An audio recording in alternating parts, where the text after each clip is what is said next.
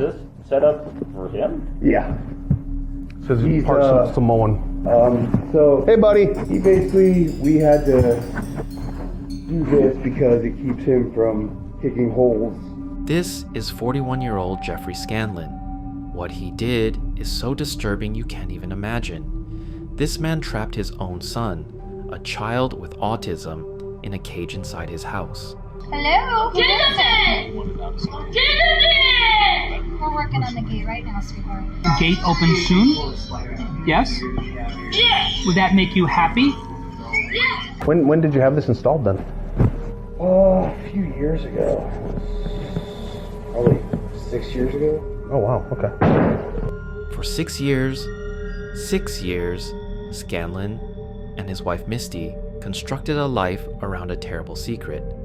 Their 11-year-old son lived behind bars like an animal in their own living room. The boy, whose identity we're protecting, spent his formative years watching the world through metal bars, surrounded by his own waste, begging for freedom that never came, until April 2024, when someone finally heard his cries.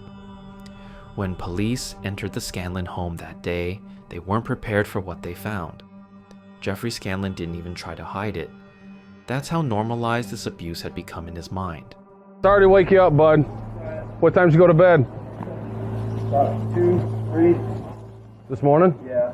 Okay, so it's not horrible. You got some sleep. Yeah. Even though the kids might have kept you awake some. Yeah. So I'm just here because they asked me to be here. Okay. Based on the situation, the kids haven't been in school. One of them is being homeschooled for the number of days that they haven't been in school. Yeah. So they got a few questions based on what they need to do as a school representative for truancy, okay? All right. Does that make sense? Yeah. It sounds like you got some challenges here at the house. Your wife and you have different, schedules to probably try to handle the kids and stuff like that. Yeah. That's great. It sounds like you're trying the hardest you can to make the situation work, right? So, but they still have a job to do based on, their policies and. Students, yes. We're just checking because they haven't been at school. He's not in school today, and Yeah. I think he hasn't been at school. They're supposed to be in Nevada Learning Academy, but they haven't been, enrolled. So we're just concerned to see. We just want to check that they're all okay. Yeah. So that I can bring the report back to school. What concerned me was that I heard the banging, and he said, "Let me out, open the door." He thought it was police. He's like, "Police, let me out." So, but then when I asked if he's okay, he stayed quiet. So I just want to make sure that I can see that he's okay. Oh yeah, he's okay. And a kid like that, it makes sense that they would say, "Let me out." Officers explained they were there about the children's absence from school. What began as a routine welfare check would peel back the veneer of normalcy, revealing a truth so disturbing that it would haunt even veteran officers for years to come. Like child, kind of like. Yeah. Do you mind if I come in? Yeah. He's a big kid. I can come in? Yes. Jeffrey seemed to accept this, perhaps believing they would soon leave. With that simple permission, officers were about to enter a house of horrors. Okay. He's half Samoan, so he's a big kid. Oh yeah, He's probably got autistic. some meat to him. Oh yeah. The metal bars were the first thing they noticed, floor to ceiling, creating what could only be described as a cell, and inside, an 11-year-old boy, nearly naked, surrounded by filth. So Hey, buddy. we had to do this because it keeps him from kicking holes everywhere in the house. Does he have like, he doesn't hit his head on the walls or anything like that? No. Okay. How about the other children then that are supposed to be in school? Yeah, they're upstairs. Are you able to get them down here? Yeah. The casualness with which Jeffrey explained away the cage was perhaps the most chilling aspect of all. This wasn't a hasty, desperate measure. This was a calculated, long-term solution to what the parents viewed as a behavioral problem. Is this set up for him? Yeah. Says he's He's, part Samoan. Yeah, half Samoan kids. He's Very strong. He just turned 11, but he's super strong. Yeah, I mean, he's ripped off cabinets, kicked holes. His room upstairs, he kicked a hole all the way through into my bedroom. Okay. It's just Okay. So to keep him from destroying the house, we try to keep him in here. He doesn't know how to unlock? No. Wow. Well, on this one, we had to tie this up, and then on the other door we have a key lock. Okay. So. Because I mean, some of them are very observant. And dude, they smart. are Smart in ways that we don't expect sometimes. Oh, they're so sharp. Him and my daughter, they're both autistic. So my concern as a safety officer is what happens in case of a fire. That can be cut right there. It's just tied up. So that door opens right up. And the other one has a lock key. So he could open it and yank it? No, it's just tied up right now. It's just tied up. Right. But, I mean, technically, it opens right up. Okay. Yeah, they were concerned about that when they installed it. Yeah. And that's what we're looking for is the safety of the situation. Did you want to go up and get the kids so we can... Hi, baby. How did you guys go to school today? They've been sick for about the last couple of days. We're good. She doesn't need to come all the way down. Or do you have questions? Or? No, we just Okay. want to know what she was the other day. Yeah, they've had the flu for about all of last week. It started with him, and they were throwing up, and she caught it, he caught it, whole house got it, except for me, so. Okay. Yeah. Yeah, and that wasn't relayed to the school, though? That they had the flu? No. Okay. So communications... communication is huge, all right? All right. So no matter what, call the school, because I've even had like casinos call us to check on employees. Okay. Casinos, adults, check on their adults. Yeah. Because the adults didn't call in sick or this or that, and it's been 2 days. So we even have, big corporations calling on adults, employees to make sure they're okay. Okay. So big thing is communication. Call the school, say, hey, she's not feeling well, stomach flu. Okay. Be out for 1 day, maybe 5 days or whatever. Same with whatever other children. So that way they have an understanding what's taking place. We're knocking, we're like, well, maybe they both share a car and go to work together or something, so. Yeah, I was passed out and didn't know if it was just... Right, pounding or not. Yeah. And so his speech isn't very good right now, right? Yeah, it's not. Okay.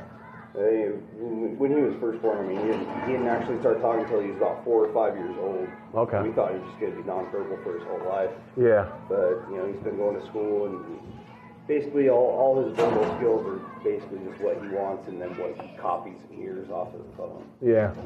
Yeah, because I tried to communicate with him through the window, through the plywood, just to make sure he was good. I'm like, hey, are you okay? Everything good? Because he was boom, boom, boom, boom. Yeah. And of course, the way it sounds because of his size, it sounded horrible. Yeah. But I was like, well, he's not screaming like he's in pain or anything like that. Yeah. So I was like, hey, I don't see any cause to be concerned in that aspect because he's yelling. Yeah. Because some kids on the spectrum, that's what they do. Yeah.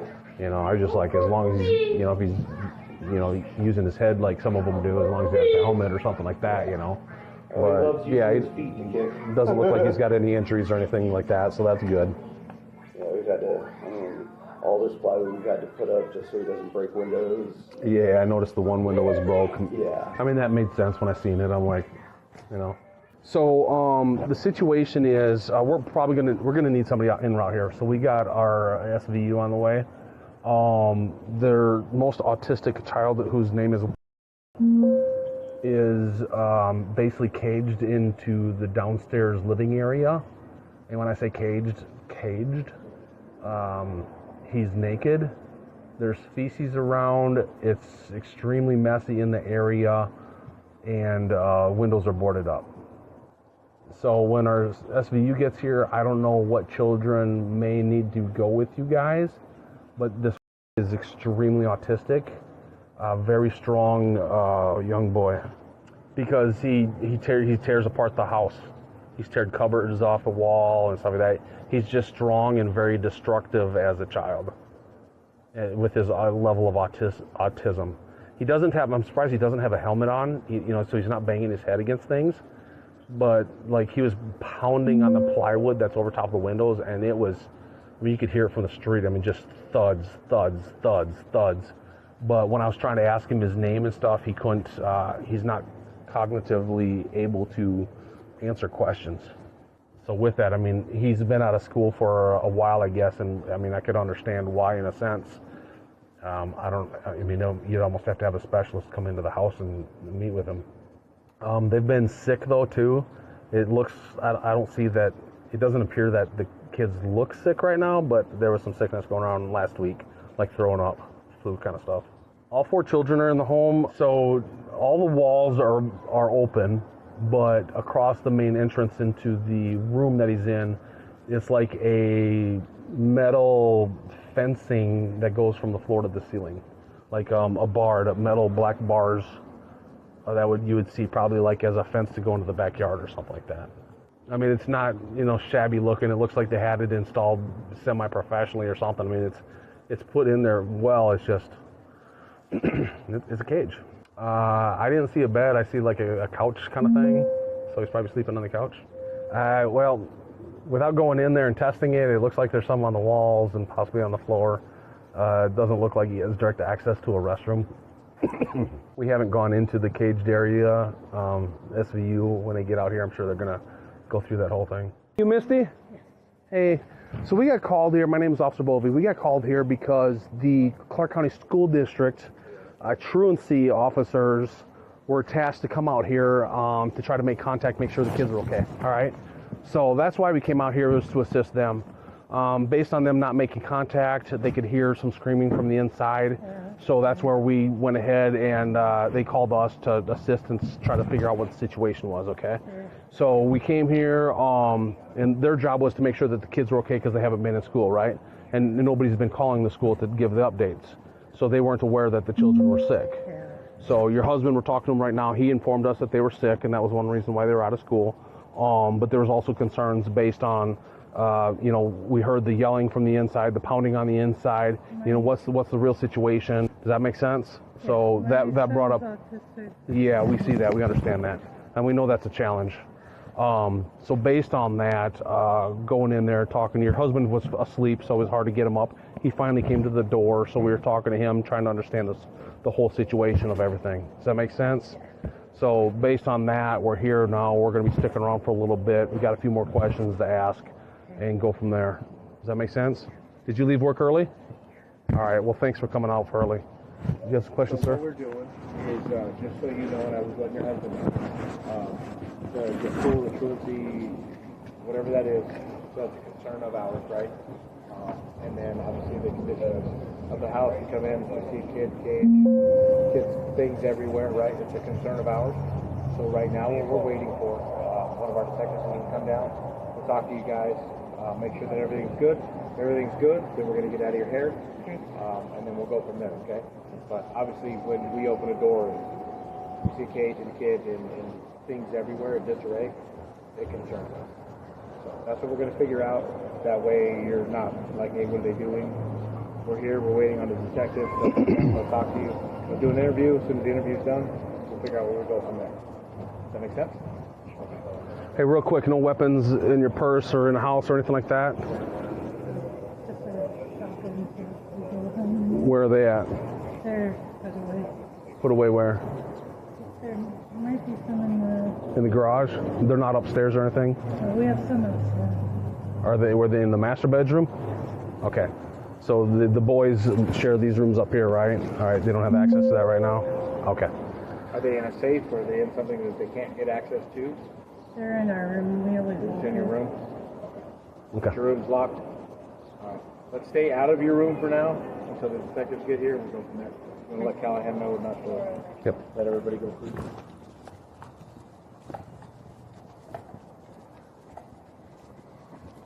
Hey, come on in. So,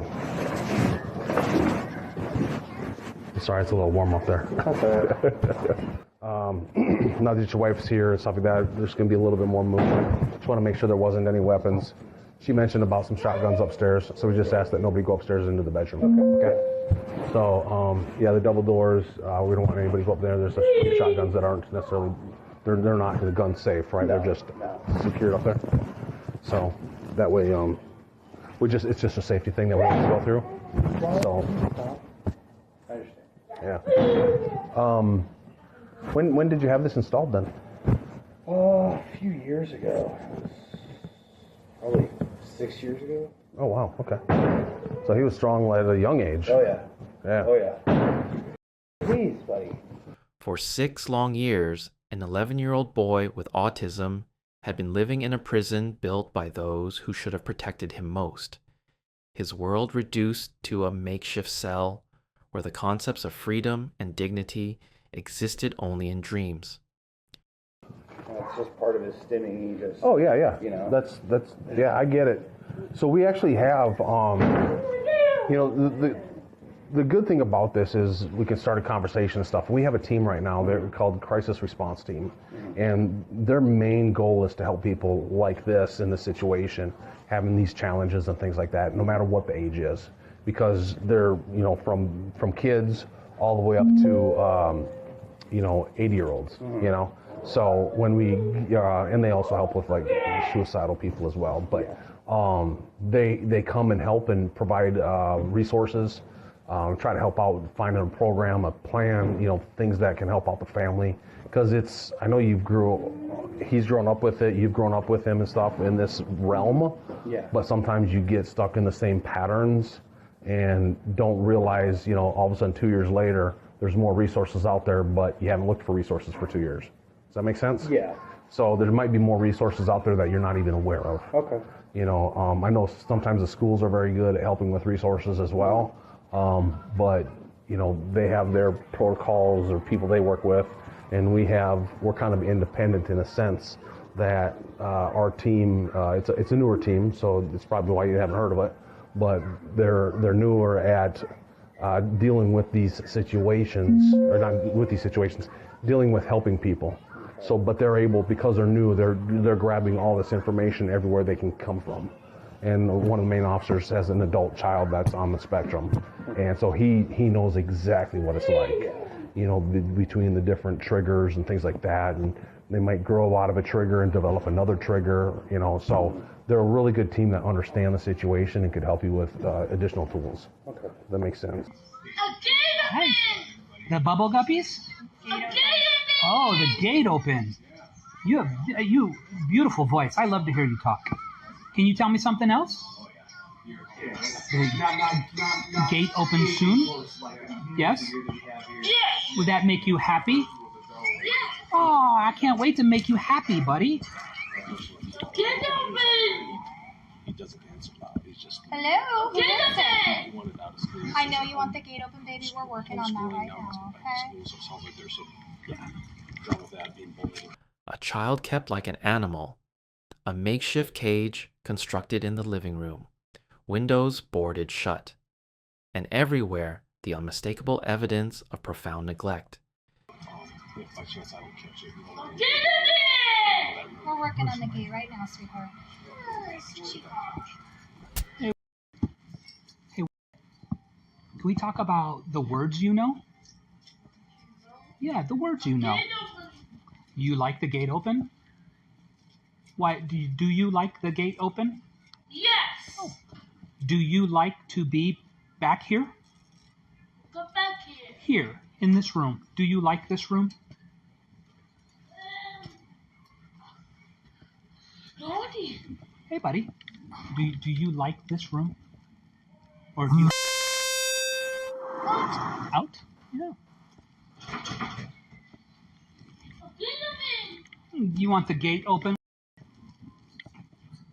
You like the gate open? Yeah.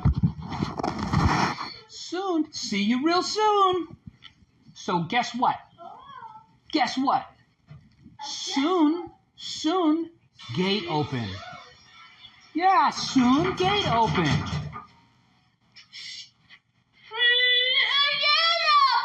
Yeah, soon. Remember when we talked about gate open? Gate open! Gate open, that's right, bud. Soon. Gate open soon. You guys ready? Okay, we're ready, sir. And they're contained, right? Yes. Heads that way. A bed! Yeah, up bed. We're gonna open gate and go bed. Open gate, sit bed. Open gate, sit bed. Open gate, sit bed.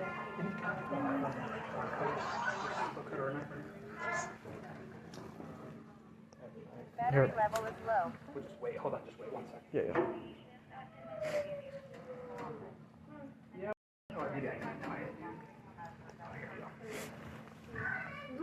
Well, anyway. Ready? Going to the bed. Yay! Here we go. Right to the bed. Officers open the gate and secure the child safely onto a stretcher to be evaluated. There's Teddy. We got the teddy bear. Oh, God. Yeah, we're gonna. If it's cool, we'll both go in the back with you guys. Cool. Play.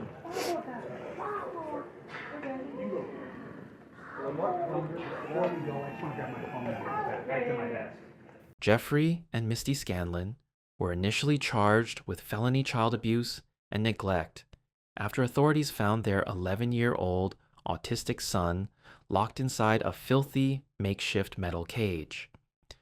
But in a controversial turn, those charges were later reduced. The couple ultimately pleaded guilty to a gross misdemeanor, child neglect or endangerment. Despite the disturbing conditions, the court sentenced them to just 1 year of probation with their jail time suspended. For 6 long years, an 11-year-old boy lived behind bars, not because he had committed any crime, but simply because he was born different. His cage may have been dismantled, but the questions it raises about our society's treatment of vulnerable children will linger long after. If you suspect a child is being abused or neglected, call the National Child Abuse Hotline at 1-800-4A-CHILD, 1-800-422-4453. One call could save a life.